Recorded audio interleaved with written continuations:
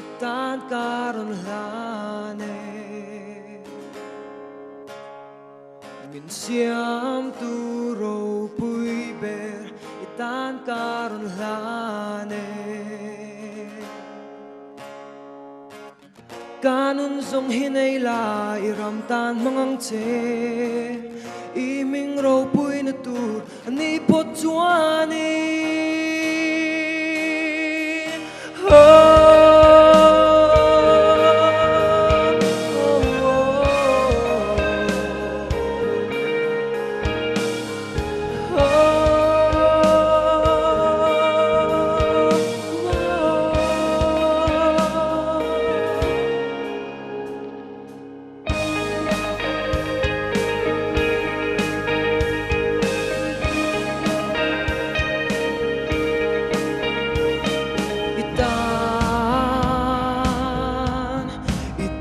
karon lane Minsiam turo puy ber Itan karon lane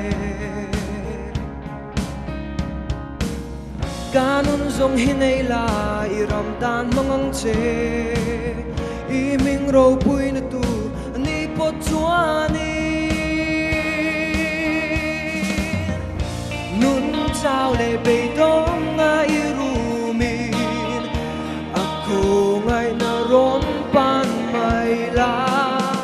Sing miyang ita na tuwarin Anun ahlan to asin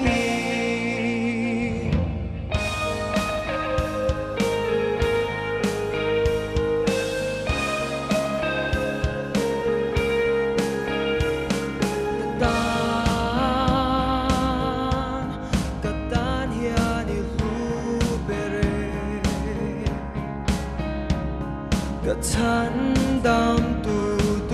tam katan hian ilubere Katan ituan te katan mau som na nang chau tam na ini thil dang song ai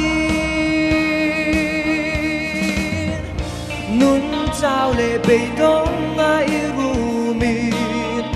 ako ngay naron pan may la Sing miyang ita na tuwarin Anun ahlan to si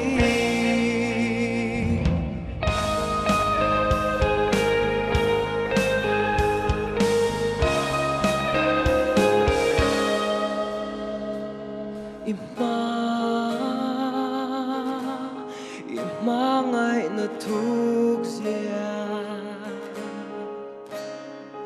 Kapuang chuak dâu silo Ka thế na dòng tê ya I chẳng na ring chung in karon in lane Nang lâu chu rin chan tur ka nay chuang silo Nun chao lệ bề đông ngay rumin Ako ngay naron pan may la Sing miyang ita na tuwarin Anun ahlan to si